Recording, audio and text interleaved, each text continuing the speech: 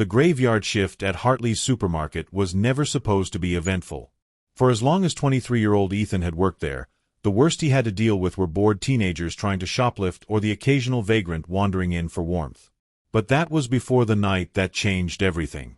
It started like any other shift. The fluorescent lights hummed softly overhead, casting a sterile glow over the deserted aisles. Outside, the parking lot stretched into the empty night, the lone street lamp flickering like a dying candle. The automatic doors remained stubbornly open for a few seconds longer than usual before sliding shut. Ethan adjusted his name tag and sighed, leaning against the counter.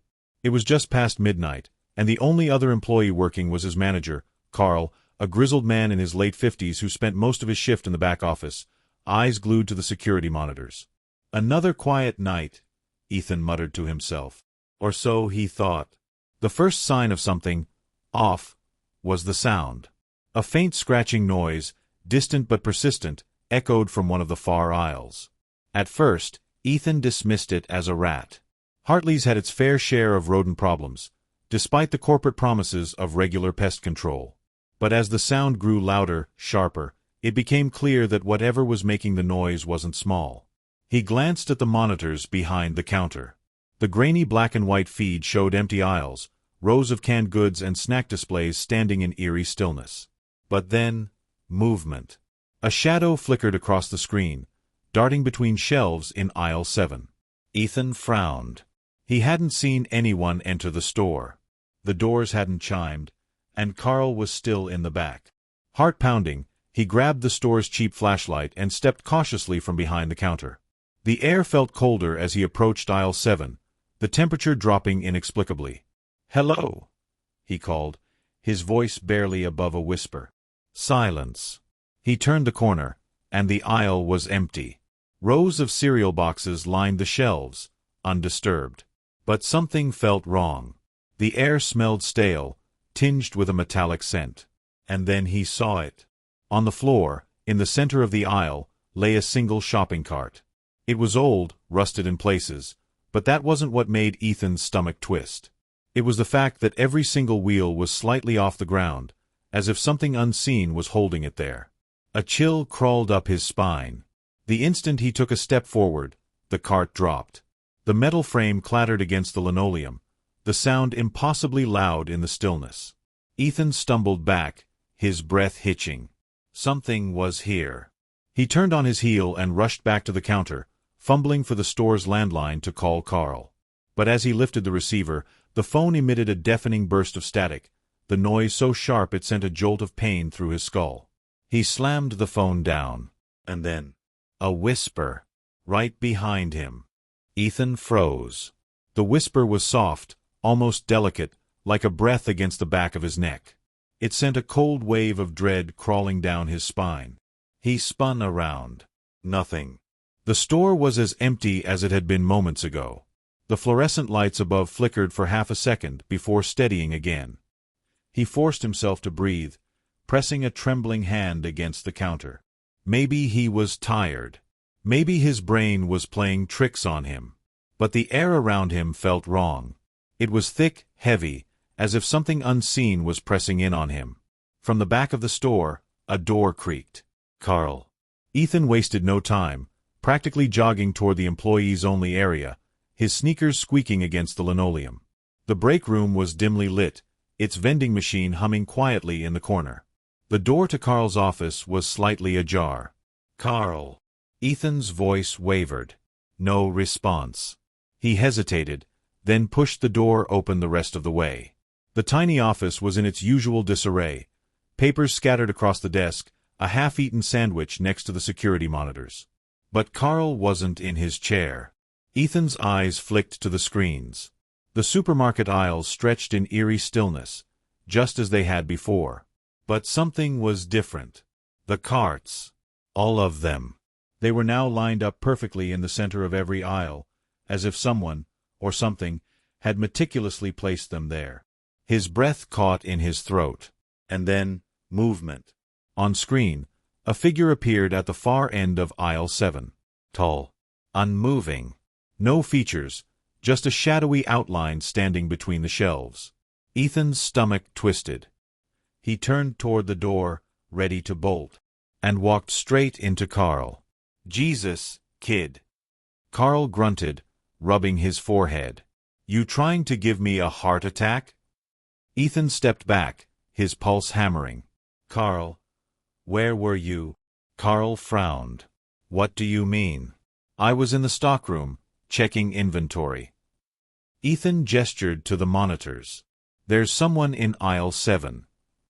Carl sighed, rubbing his temples. "It's probably just some drunk who wandered in.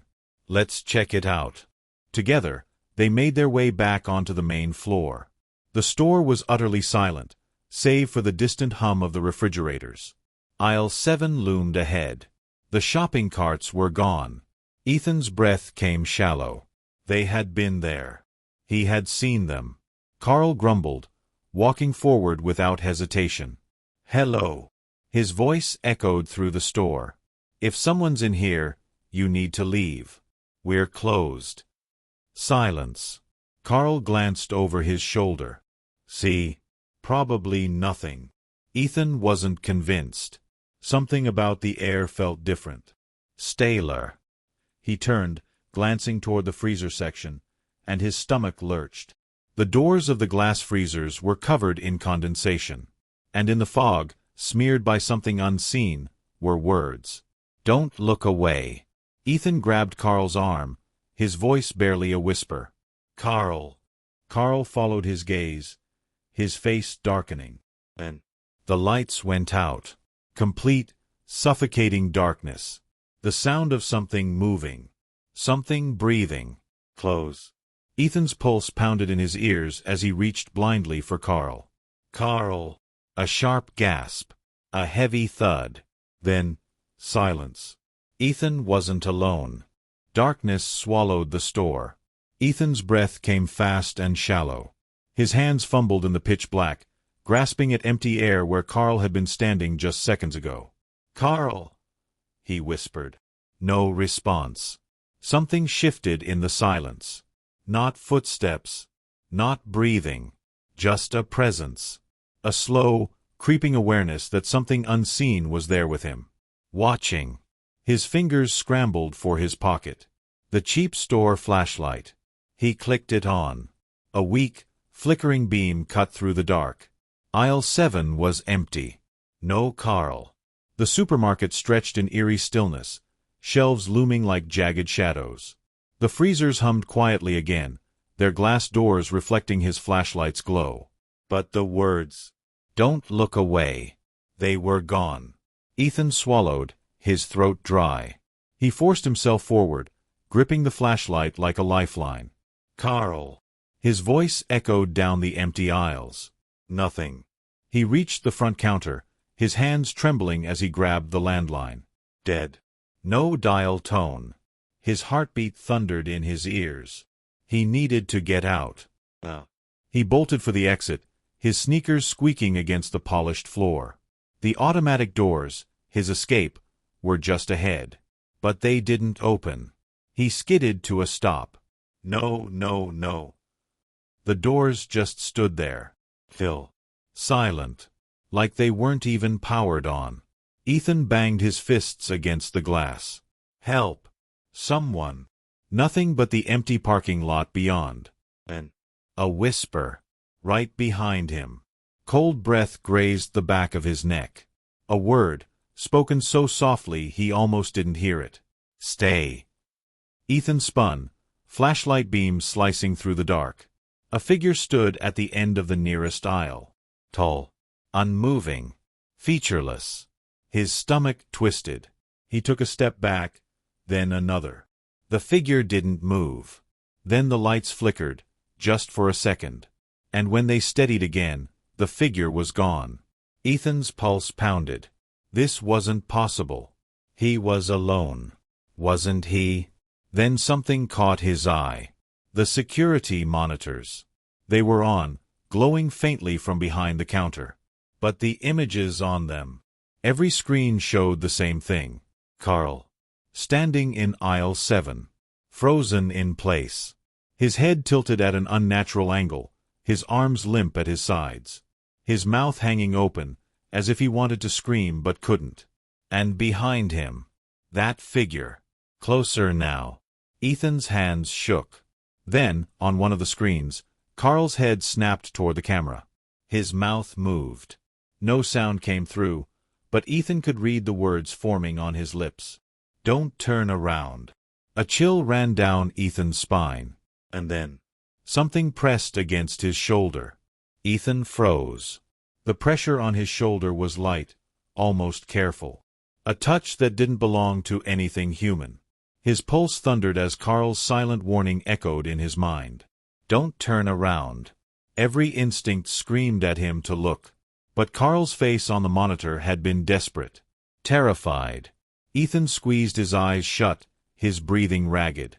A slow, deliberate exhale brushed against the back of his neck. A presence loomed over him, taller than it should have been. He could feel it. The weight of something watching. Then, a whisper. "You see too much." Ethan bolted. His feet barely touched the ground as he sprinted down the nearest aisle, shoving past shelves and knocking over a display of cereal boxes. He didn't stop to check if it was following him. He didn't want to know. He needed to find Carl. Aisle 7. The security monitor had shown Carl frozen there, as if he had been trapped, possessed, by whatever haunted this place. If there was any chance he was still alive, Ethan had to try. The store felt different now. The overhead lights flickered erratically, buzzing like angry insects. The air was thick, suffocating, charged with something unseen. Then he saw it. Aisle 7. And Carl. Standing in the exact same position as before, his arms limp at his sides, his head slightly tilted. His mouth hung open, unmoving, just like on the monitor. Ethan slowed, hesitating at the entrance of the aisle. "Carl," he whispered. No response. Ethan took a cautious step forward. His flashlight trembled in his grip. Carl's eyes were wide, pupils dilated, but his gaze was empty, unfocused, as if he were staring past Ethan. A shiver crawled up Ethan's spine. Something was wrong. The floor was damp. Sticky. Ethan's flashlight beam traced downward. A dark, viscous liquid pooled around Carl's shoes, trailing down the aisle in long, winding streaks. Blood. Ethan's stomach clenched. His eyes darted around, searching for a source, an injury. But Carl wasn't hurt. Then where? A sound. A wet, dragging noise. Behind Carl, something shifted. A shape moved in the shadows, barely distinguishable from the darkness itself. Long fingers curled around the edge of a shelf. The figure was taller now, its presence stretching beyond human proportions. Its face, if it had one, remained hidden in the gloom. Ethan's breath hitched. And then, Carl moved. His head snapped toward Ethan in a jerky, unnatural motion, like a puppet being controlled by invisible strings. His lips twitched, his voice dry and hollow. "You weren't supposed to stay." The word sent a bolt of terror through Ethan's chest. Carl's body convulsed, his limbs twitching unnaturally. And behind him, the figure took a step forward. Ethan stumbled backward, his flashlight flickering. Carl's mouth opened wider. A gurgling sound escaped his throat, but it wasn't his voice. It was something else. Something inhuman. Then the lights overhead flickered violently, and everything went black. The darkness was absolute. Ethan's pulse pounded in his ears, his breathing ragged. His flashlight was dead. The store was silent, except for the sound. A wet, slithering noise, like something crawling over the linoleum. And breathing, deep, raspy, inhuman. Then, Carl screamed. A gut-wrenching, distorted wail erupted from his throat, twisting into something not entirely human. Ethan flinched, the sound drilling into his skull like nails. He couldn't see Carl anymore, but he knew something was happening to him. Then the lights flickered, just for a second.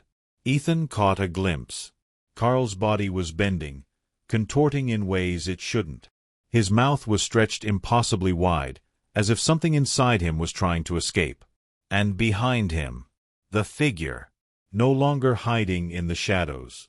It towered over Carl, its elongated limbs draped in something that shimmered like liquid darkness. It had no face, but Ethan could feel its gaze. Cold. Unrelenting. Then, darkness again. Carl's screams cut off abruptly. Ethan staggered back, his foot slipping on something warm and thick. His stomach churned. Then he heard it. Not Carl's voice. Not the creature's. His own. A whisper right in his ear. "You should have left." Ethan turned and ran. Blind. Desperate. His hands slammed into shelves as he sprinted toward the front of the store. His breath hitched as he reached the checkout counter, fumbling wildly for his phone. Dead. His heart pounded. The doors. He had to get out. He bolted toward the exit. But as he reached the sliding doors, something changed. The store was normal. Bright fluorescent lights. No blood. No shadowy figures. No Carl. The registers beeped softly, waiting for customers that never came. The freezers hummed steadily. The words on the glass doors were gone. Ethan's breath came in sharp, uneven gasps. Had he imagined everything? Was it a hallucination? A single ding echoed through the supermarket. The automatic doors slid open. Ethan didn't hesitate. He sprinted outside, nearly tripping onto the pavement. The cool night air hit him like a shock. The parking lot was empty. No signs of Carl. No signs of anything. Ethan turned back toward the store, his heart still hammering. The fluorescent lights buzzed softly inside. Shelves stocked. No blood. No darkness. No Carl. Then, as he stared at the front doors, he noticed something. His reflection. It didn't move. Ethan took a step back. His reflection stayed still. Cold terror gripped his chest. The reflection, his own face, tilted its head at an unnatural angle. And then, in a slow, deliberate motion, it smiled. The lights inside the store flickered. The automatic doors began to slide closed. And in the second before they shut completely, Ethan swore he heard a voice. A whisper, carried on the wind. "Your shift is just beginning."